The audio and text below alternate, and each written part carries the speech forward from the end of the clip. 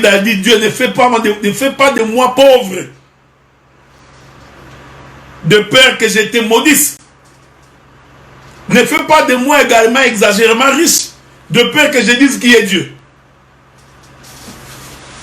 Donc il faut refuser la pauvreté. C'est un mauvais esprit. Ok? Oh, les pauvres en esprit. Balak a été corrompu à cause de la cupidité. Aujourd'hui, nous avons des serviteurs, à cause de l'argent, il est incapable de dire à son frère que tu pêches, que ce que tu fais est mauvais. Parce que si je dis, comme celui qui gère l'église, il gère toutes les offrandes, toutes les collectes, toutes les dîmes, donc il va commencer à me priver d'argent. Il dira, lui, on va lui donner 50 $ parce qu'il parle trop. Nous en avons même beaucoup à cause, on lui a seulement donné une chemise. Son jugement s'est obscurci à cause de la chemise. Il y en a un autre à cause d'une paire de chaussures qu'on lui a donnée. Il devient fanatique d'un homme. Il commence à chanter Djalelo, Djalelo, comme à l'époque du père. Il peut chanter du matin au soir. Il se transforme en un propagandiste à cause de la corruption. Il y en a d'autres, je m'excuse, je vous l'ai dit, que cela vous énerve, je m'excuse beaucoup, mais je vais vous le dire. Il y en a certains à qui on a promis l'Europe, pour ceux qui sont en Afrique. Non, mon bien-aimé, tu vois, j'ai fait les démarches pour toi, je vais t'amener en Europe. L'homme, dès qu'il entend l'Europe, c'est fini. Il ne fait plus aucun jugement. Que les frères pêchent, qu'ils volent, qu'ils mentent, qu'ils calomnient, vous vous taisez. Parce que vous avez la promesse. Tu vieilliras. Je vais vous raconter une histoire. Ça, c'est une histoire que mon père m'a toujours racontée quand j'étais tout jeune. Mon père m'a raconté une histoire. Il dit dans un village, il y avait un gars qui avait son père. On dit au monsieur, achète-toi une paire de chaussures. L'homme dit, non, non, j'attends que mon père puisse mourir, comme ça je vais hériter ses chaussures. Donc cet homme-là, au lieu de s'acheter sa propre chaussure, non, non, il attendait que son père puisse mourir pour hériter les chaussures de son père. Vous savez ce qui est arrivé? Il est mort pieds nus avant son père. Son père n'est pas mort avant lui, donc son père a gardé ses chaussures. L'homme est mort pieds nus. Arrêtez de rêver. Tout homme qui te fait la promesse qu'il va t'amener en Europe, c'est un menteur. C'est pas lui qui donne le visa, il n'est pas l'ambassade. Maintenant, tu vas patienter, tu mourras. Tu vas mourir dans les projets. Toute ta vie, tu es dans les projets. Tu fais les projets et tu meurs sans rien réaliser. Parce que un homme ou un groupe d'hommes t'ont corrompu. Est-ce que vous comprenez ce que nous disons? Non, non, non, donne-moi l'argent, toi, sois calme, je vais t'amener. Maintenant, une fois qu'on te fait la promesse, voilà pourquoi il faut avoir des serviteurs qui ne donnent pas de biens aux autres pour les corrompre. Non, je ne viendrai pas te donner une chemise, un pantalon pour que tu défendes ma cause. Si c'était le cas, je ne viens même pas. Balak, incorrompu, on lui donne l'argent.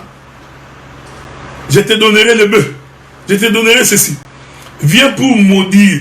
Maintenant, tu vas voir des hommes et des femmes qui commencent à donner des faux témoignages sur leurs frères parce qu'on les a corrompus.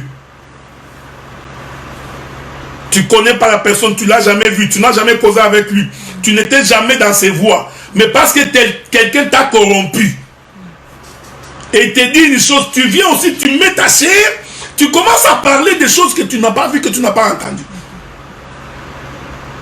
Nous avons des frères, il a eu son frère, il ne l'a même pas côtoyé. Ils n'ont jamais causé. Il ne lui a jamais posé la question. Tout simplement parce qu'on l'a corrompu. Nous sommes de cette génération, même quand je mange avec toi. Les jours où tu t'écartes de la voix de Dieu, je te le dirai, nous nous séparons.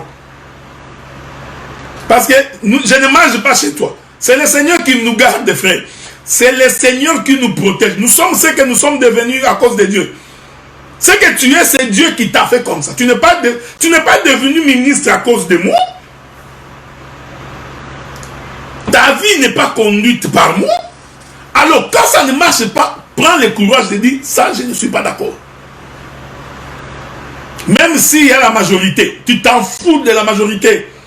C'est pourquoi je vous ai toujours dit que la question n'est pas d'être majoritaire. C'est la question selon Dieu.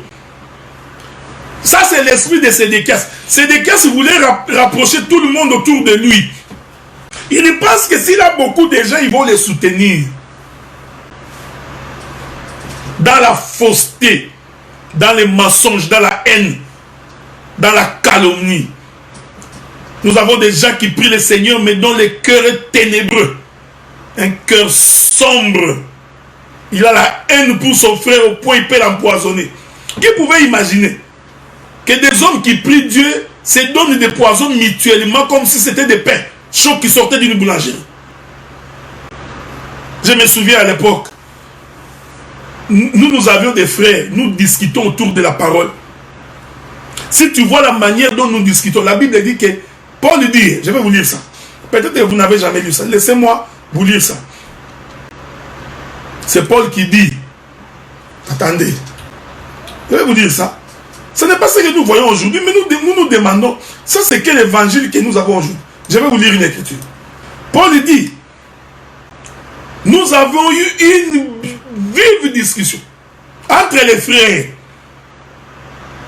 à propos de la circoncision et de la non-circoncision, à propos des viandes étouffées, d'en manger ou de ne pas manger.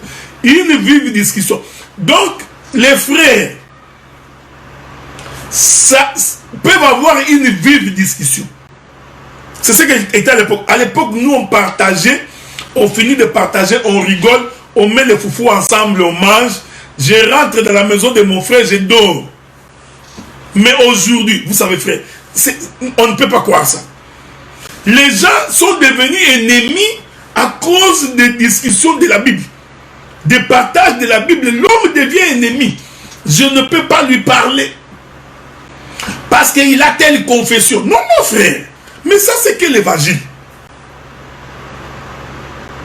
Ça, c'est que l'évangile. Aujourd'hui, si je discute avec toi sur la parole, tu mets les foufous devant ma table, je te regarde, toi aussi tu me regardes, je dis qui va commencer le premier.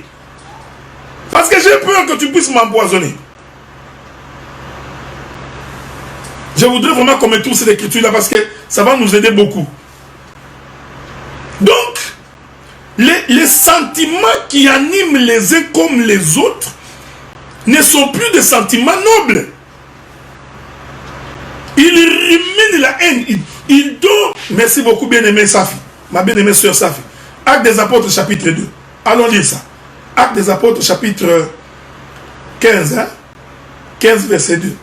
J'étais pas très loin. J'étais très bas. Bon. La Bible dit. Actes des Apôtres, chapitre 15, le verset 2. On va lire ça. Ok? Lisons ça. La Bible dit ceci. Voilà.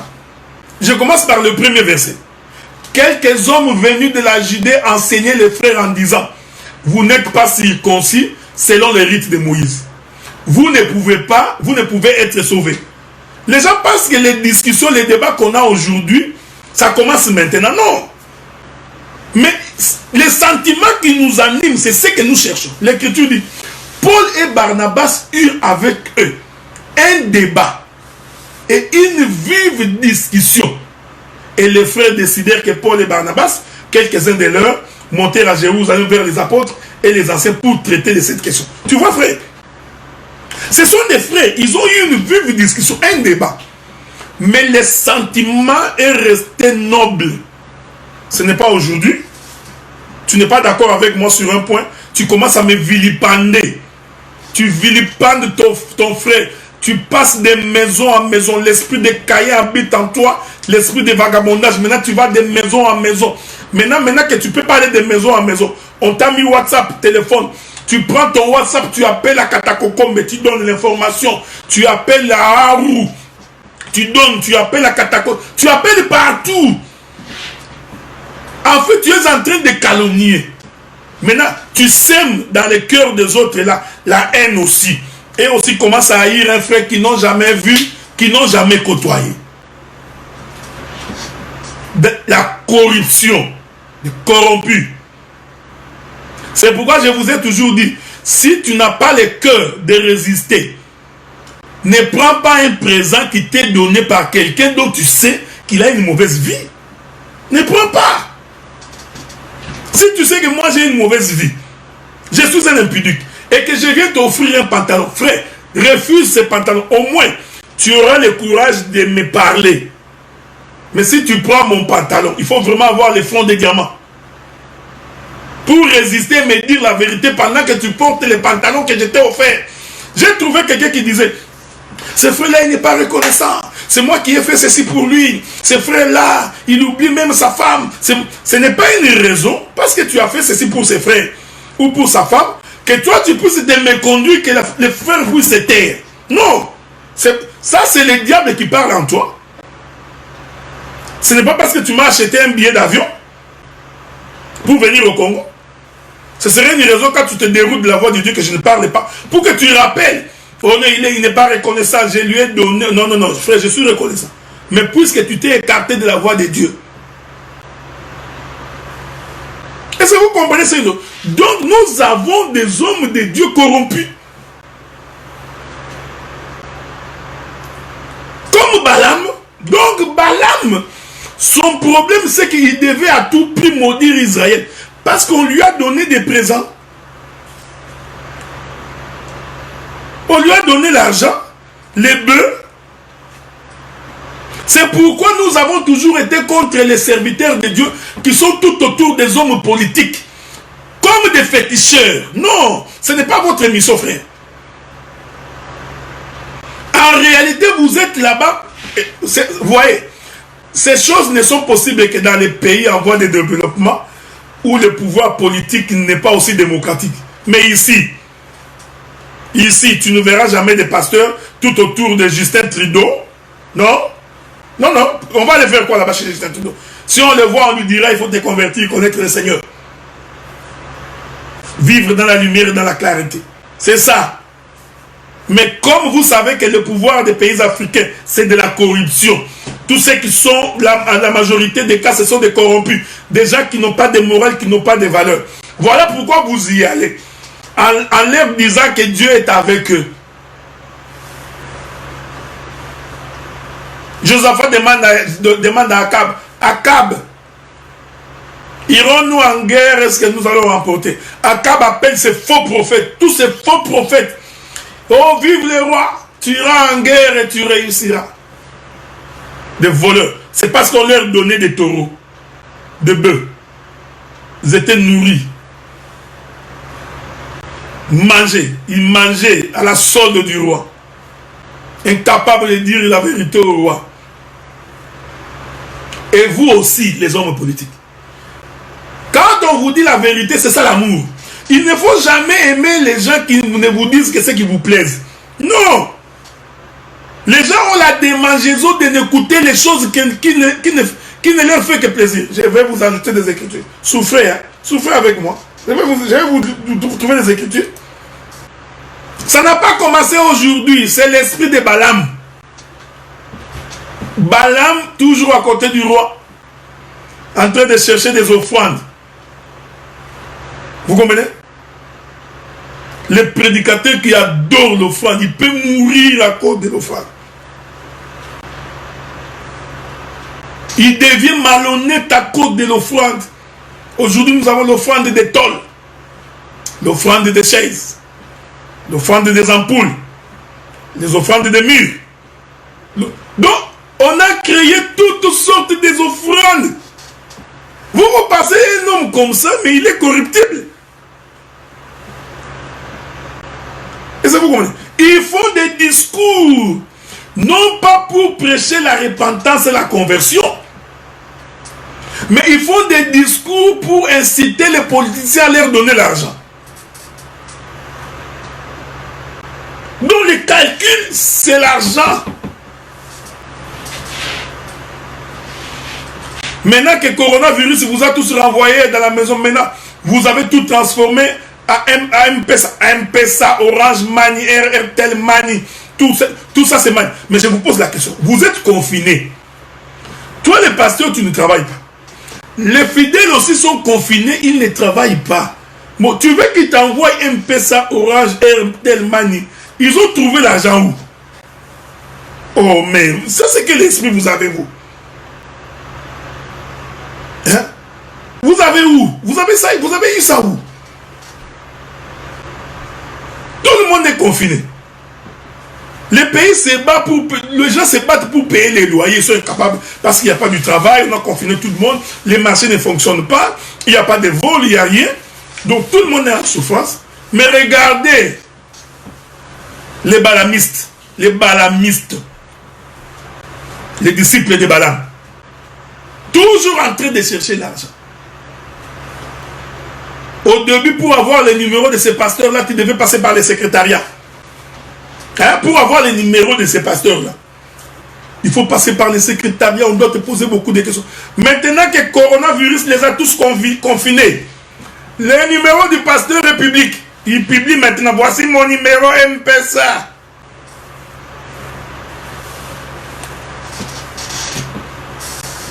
Bien-aimé dans le Seigneur, celui qui a le Seigneur, il a la protection.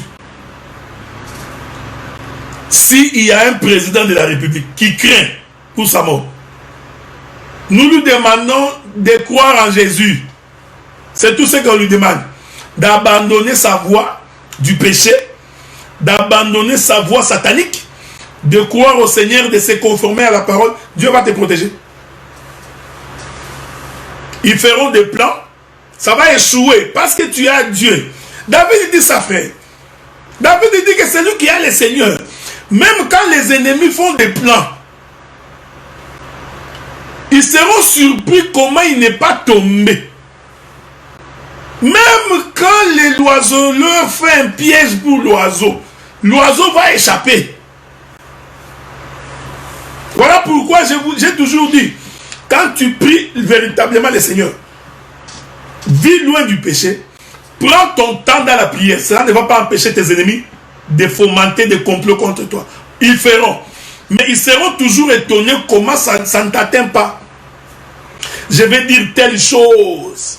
Quand ça va l'atteindre, tu verras, il va être ruiné. Il attend 3 mois, 4, 5 mois. Il se rend compte que ça ne t'a pas touché. Il va arrêter. Parce que remarquez, Balaam, pour maudire Israël, il a changé de montagne. Il est d'abord monté sur une montagne. Il essaye, ça ne marche pas. Il va sur une autre montagne. Il essaye, ça ne marche pas. Il va encore sur une autre montagne. Est-ce que vous comprenez ça? C'est ça, les disciples du diable. Quand il veut t'atteindre, il va dire telle chose. Quand ça ne marche pas, il dit bon, je vais trouver une autre formule. Il trouve une autre formule. Il essaye. Donc, il va toujours chercher des manières de t'atteindre. Mais tant que tu ne vis pas dans les péchés, tu vois ça, frère? Tant que tu es proche de Dieu, ça n'aura aucun effet. Une malédiction sans cause est nulle et sans effet. Donc nous comprenons maintenant que quand il y a une cause, la malédiction va t'atteindre. Est-ce que vous comprenez ce que nous disons? C'est très important. Donc, c'est pour dire, bien-aimé dans le Seigneur, que celui qui est en Dieu, celui qui est en Christ, il a la protection de Dieu. Le diable peut multiplier des stratégies. Je vous informe, de la même manière que nous avons les serviteurs de Dieu sur la terre, il y a aussi les serviteurs du diable. Il ne faut pas rêver. Hein? Il ne faut jamais rêver. De la même manière que nous avons les serviteurs de Dieu, comme moi. Je le dis sans embâche. Il y a aussi des serviteurs du diable qui sont dans les stratégies. Comment t'avoir? Comment faire tomber? Ils ne veulent pas voir quelqu'un avoir du succès. Quand il entend seulement que ses frères ont du succès, son cœur est mauvais. Il ne cherche que des critiques. Lui, il cherche les mauvais côtés. Vous savez, frère, on se pose la question, mais on va où comme ça? Dès qu'il entend seulement que ce frère-là, il a du succès. Parce que le succès pour les enfants de Dieu. La Bible dit que je veux que tu prospères à tous égards. Comme prospère l'état de ton âme. Celui qui a Dieu doit prospérer, frère. Et ta prospérité devrait faire ma joie. Est-ce que vous comprenez? Quand je viens dans ton église, je trouve que tu as 100 membres, 200 membres. Ça doit faire ma joie. Je ne peux pas commencer à dire, oh, mais pourquoi lui, il a 100 membres? D'ailleurs, ces 100 membres-là, bon, ce ne sont même pas des frères, des sœurs, tout ça sont des aventuriers. Tu vois, un serviteur du diable.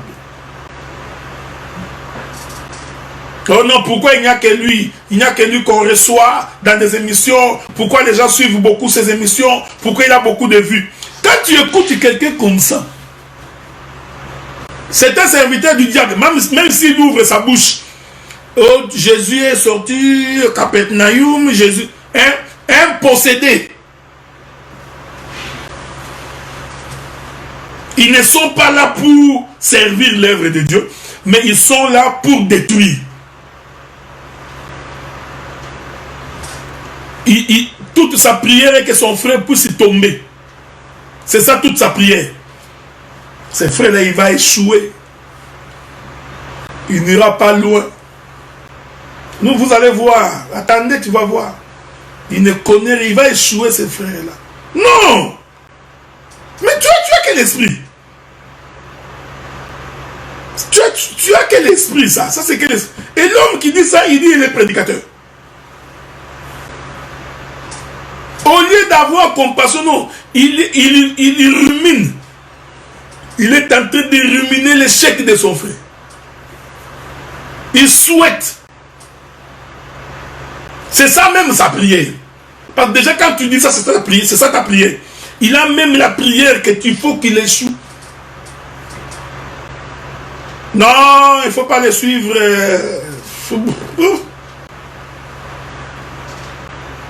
Est-ce que vous comprenez ce que nous disons? Restez dans l'arche, dans le bois des Gophers. Même quand la tempête s'élèvera, même quand la pluie tombera, tu seras protégé. La protection est dans la parole. Vous savez, frère, j'ai toujours dit ceci. Fais l'ambiance. L'ambiance va te rattraper. T'inquiète pas. L'ambiance, le désir de ce monde, ça n'a jamais payé, frère. Tu vas regretter. Et l'écriture dit que c'est qu'un homme aura semé, il les moissonnera. Ici, sur cette terre d'abord, tu vas les moissonner. Ici, ensuite tu moissonneras aussi l'affaire. Pourquoi tu es en train de maltraiter ta femme? Pourquoi tu maltraites ton mari? Pourquoi tu maltraites tes enfants? Pourquoi? Pourquoi tu as un si mauvais cœur? Pourquoi le succès de l'autre, ça t'énerve? Pourquoi? Pourquoi l'échec de l'autre doit faire ta joie? J'ai toujours prié le Seigneur. J'ai dit, Dieu, ne donne jamais l'occasion à mes ennemis de fêter à cause de moi. Ils vont attendre pour fêter, ils attendront longtemps. Vous savez, je me souviens il y a quelques années, la vie est terrible. Il y a des gens qui disaient, on va voir jusqu'où il va aller. Même dans son mariage, là, nous verrons. Ça prendra même pas 2 ans. Ils attendaient pour boire le champagne. On va bientôt aller vers 20 ans. Ils sont toujours en train d'attendre. D'attendre. Donc, vous voyez des gens qui réfléchissent comme ça. Et vous pensez que Dieu peut agréer un tel homme. Quelqu'un qui n'appelle que pour critiquer. Il n'appelle jamais pour apprécier. Même quand un frère fait une intervention, la bonne partie, lui, ne voit pas. Il ne voit que les mauvais côtés. Donc, il va aller vers... Il n'est attiré que par les mauvais côtés. C'est ce qu'il est. Parce que c'est lui qui ne voit que ce qui est mauvais. C'est parce que lui-même est mauvais. Il ne voit jamais ce qui est bien. Nous avons des frères comme ça, il t'a tellement haï que même lorsque tu dis ce qui est vrai, il ne peut pas dire Amen. Vous savez, c'est étonnant. Il ne peut pas dire Amen, même quand tu dis ce qui est vrai. Tout simplement parce que son cœur est rempli de haine. Lui porte des jugements que toi tu vas aller en enfer. C'est comme si c'est lui qui décide qui va aller au ciel et qui va aller en enfer. Non, cette église-là, ils vont tous aller en enfer. Toi, j'ai toujours dit que je suis sûr qu'il y a beaucoup de gens qui vont être étonnés les jours de l'enlèvement. Ce n'est pas moi qui dis, c'est Jésus qui dit ça. Il dit certains viendront. Jésus, n'avons-nous pas chassé les démons en ton nom? Vous voyez, hein? C'était des prédicateurs.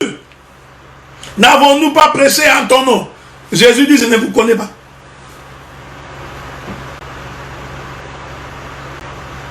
Des iniques, faiseurs d'iniquité. Donc, c'est l'esprit qui était dans Balaam. Balaam ne cherchait que l'échec des enfants d'Israël. C'est pourquoi nous disons, le ministre de la parole, le serviteur de Dieu, prépare l'épouse à l'enlèvement. S'il y a des politiciens qui m'écoutent, parce que je sais que vous finirez par m'écouter, le président qui m'écoute là, il faut qu'il sache que tout serviteur qui vient auprès de toi pour te faire croire que tu réussiras, sans te dire qu'il faut d'abord que tu te convertisses, comprends que c'est un voleur, c'est un balamiste. C'est un balamiste. Des féticheurs transformés en prophètes et qui défendent la cause d'un homme. Ce n'est pas biblique.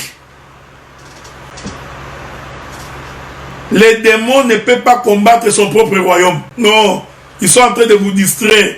C'est comme quelqu'un qui dit, un féticheur va enlever la maladie dans mon corps. Non, non. Et la maladie et le féticheur sont les deux du même royaume. Ils ne peuvent pas se combattre. Non. Toi, tu es malade, tu vas voir un féticheur. Mais il est dans le royaume de la maladie, non? C'est comme si quelqu'un t'a ensorcelé. Tu vas avoir le même sorcier pour dire, enlève les mauvais sorts que tu as jetés sur moi. Il ne peut pas parce qu'ils sont tous du même royaume. Il faut avoir un cœur converti. Ton frère achète une belle voiture. Toi, tu passes ton temps à l'insulter. Non, dis. Pourquoi il va vite comme ça dans la vie? Oh, c'est quoi ça, il va vite dans la vie? Au lieu que tu bénisses le Seigneur et que tu l'encourages, tu dis frère, ça c'est bien, que Dieu te bénisse. J'ai toujours dit aux gens, frère, au ciel, il n'y a pas de foufou. Au ciel, il n'y a pas de vêtements. Il n'y a pas de voiture, de maison au ciel. Si Dieu te donne la possibilité de te réjouir sur cette terre, réjouis-toi, mais dans le respect de la parole. Ne te réjouis pas dans la débauche. Non. Il y a des manières de se réjouir de manière saine. Tu n'as pas besoin d'aller dans une boîte de nuit pour te réjouir. Non. Tu peux te réjouir avec des amis dans un resto. Vous mangez calmement, bien. C'est de la réjouissance. Vous pouvez aller faire du tourisme. C'est de la réjouissance. De manière saine. Est-ce qu'il faut que tu marches à demi-nu pour qu'on croie que tu es une belle femme? Non. J'en parlerai le samedi prochain. Parce que l'été s'en vient, j'ai vu des choses à l'extérieur. Je me dis, je suis sûr que dans 10 ans, on marchera nu dans ce pays. Dans 10 ans, les gens marcheront nus. J'en suis convaincu. Parce que ce que je vois là dépasse mon entendement. Toutes les filles sont presque nues. Ils portent des collants qu'ils appellent leggings, presque transparents. Je me pose la question, je dis, mais où est-ce que nous allons? Et l'enfant de Dieu, il pense aussi que s'habiller comme ça, tu es à la mode. Bien-aimés dans le Seigneur, comprenez que l'Écriture dit, fais-toi un bois de gopher. Parce que Dieu savait que le temps difficile va arriver. La pluie tombera sur la terre. Il demande, entre dans le bois de gopher. J'ai touché l'Écriture de Moïse pour dire, la fille de Pharaon n'avait pas les mamelles pour allaiter Moïse. Parce qu'un Hébreu ne va pas téter n'importe quel sein. Tu vas mourir aux Osanga. C'est pourquoi, à cause de tétés des saints égyptiens, maintenant tu es devenu quoi, chocoré? Tu as des petits pieds qui tremblent comme ça. Toi, tu ne peux pas te tenir debout. Tu vois? Tu n'as pas de vitamines. Parce que tu têtes un mauvais sein. Tu têtes le sein d'une impudique. Donc, tu commences à trembler. Dès qu'on souffle, tu tombes. La fille, la sœur de Moïse, veillait pour que Moïse ne puisse pas têter les seins d'une femme égyptienne. Et nous disons, cette fille, la sœur de Moïse, c'est ça l'enseignement. Donc un prédicateur doit être une femme juive. Pas n'importe quelle femme juive qui a les seins. Et les seins capables d'allaiter un enfant. Mais, aujourd'hui, quelqu'un qui se dit enfant de Dieu, mais il tète partout. Partout, il est en train de têter. Il boit du lait partout. Il boit du lait ici, il boit du lait là-bas. Il boit du lait ici, il boit du lait là-bas. Quand tu auras la diarrhée, nous ne saurons jamais. C'est quel lait qui t'a empoisonné. À force de manger partout, le jour où tu seras malade, nous aurons des difficultés pour faire ton diagnostic. Ton diagnostic risque d'être long et grand parce que tu mangeais partout. Et ta langue est incapable de distinguer les goûts pour savoir que c'est ça, ça c'est bon, ça c'est mauvais. Non, toi tout tu manges. Tu choisis pas matembele, tu manges. Les bitekuteko, tu manges. Les madesu, tu manges. Les ngoulou, tu manges. Les mukengedi, tu manges. Les mikungu, tu manges. Non! Parce que ta langue est incapable de distiller ce qui est bien. Est-ce que vous comprenez ce que nous disons? Donc, Moïse n'a été allaité que par sa propre mère. J'aime ça. Donc nous comprenons que Moïse c'est aussi tout un peuple. Un peuple qui ne mange que la nourriture de sa propre maison. Et sa sœur veillait pour que l'enfant rentre chez sa mère. Parce que la sœur de Moïse savait que l'enfant de Moïse, cet enfant de Moïse ne peut pas. D'ailleurs, je t'informe que la fille de Pharaon, ses seins étaient vides, il n'y avait rien. Il n'y avait pas du lait. Voilà pourquoi elle-même dit, bon, cherchez une nourrice pour qu'elle puisse allaiter l'enfant, parce que dans ses seins, il n'y a rien.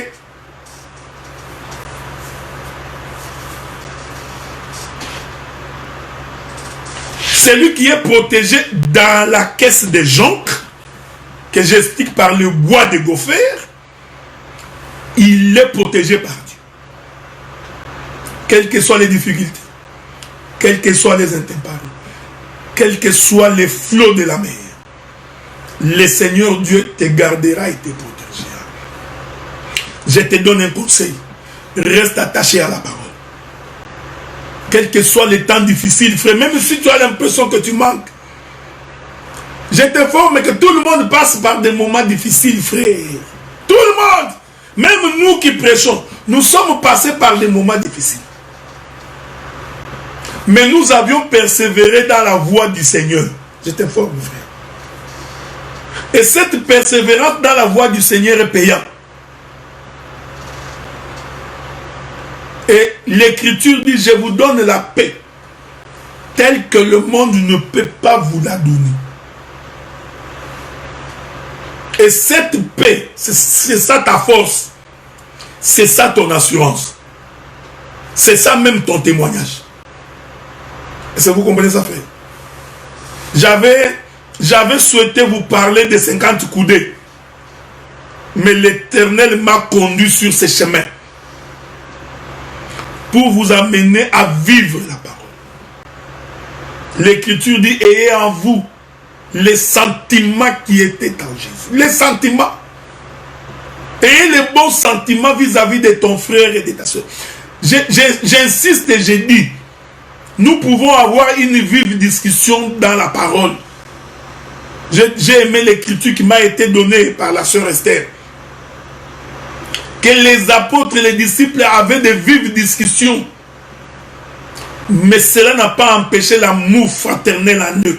Aujourd'hui, nous commençons à craindre. Dès que je discute avec toi la parole et qu'on ne se met pas d'accord, j'ai commencé à avoir peur de venir manger chez toi à la maison. Parce qu'à cause de la parole, tu risques de m'empoisonner. Aujourd'hui, le poison est courant chez les hommes de Dieu à cause de l'argent, à cause du leadership. Il veut être chef à tout prix. Nous en parlerons quand nous parlerons du ministère. Le leadership, c'est un don que Dieu donne. Ça ne se force pas. Pour être un leader, pour être un conducteur, c'est un don. Ça doit être naturel. Tu vas forcer jusqu'à ce que tu vas tomber, tu vas perdre toutes tes dents. C'est pourquoi vous voyez les gens sont en train de s'empoisonner. Il veut être chef, il veut être ceci. Non. Nous pouvons ne pas nous mettre d'accord sur 2-3 choses. Mais nous restons frères. Parce que j'ai eu un point de vue avec toi ici sur les Écritures, on n'est pas d'accord. Tu commences à appeler les autres frères pour dire que je suis mauvais. Non frère, pourquoi? Si moi je confesse autre chose, nous parlons, si on ne se met pas d'accord, Dieu soit loué, nous continuons. Mais pourquoi tu transposes un débat sur un sujet de la Bible pour attester que ton frère est mauvais? Que ton frère c'est le diable? Non. Que le Créateur, comme j'ai toujours dit, des choses visibles et invisibles, celui qui donne la paix telle que le monde ne peut pas donner, qu'il vous garde et qu'il vous protège.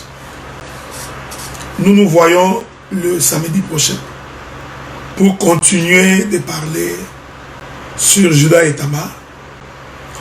Et le dimanche prochain, à la même heure, nous allons donc continuer notre enseignement sur la fête des tabernacles. Comme j'ai dit, d'ici la fin de ce mois, nous faisons un effort pour tenir parole, pour que la radio soit opérationnelle. Je crois qu'il est déjà presque à 45% fini. Nous sommes en train de finaliser certaines petites choses. Donc, nous attendons, si Dieu te met à cœur de contribuer pour la radio, fais-nous savoir. Ça va nous aider. Mais lorsque la radio sera opérationnelle, nous mettrons tous les liens pour toutes les personnes qui veulent soutenir l'œuvre, qui veulent soutenir la radio. Vous trouverez le compte PayPal, vous trouverez les adresses courriel, vous trouverez pour Western Union, vous trouverez pour e-transfer, pour MoneyGram.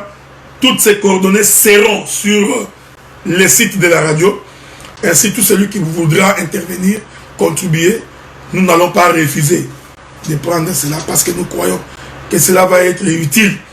Et nous demanderons à tous les prédicateurs, au besoin, d'ici 2 semaines, de commencer à nous faire parvenir leurs interventions en audio pour que nous commencions à les diffuser sur la radio.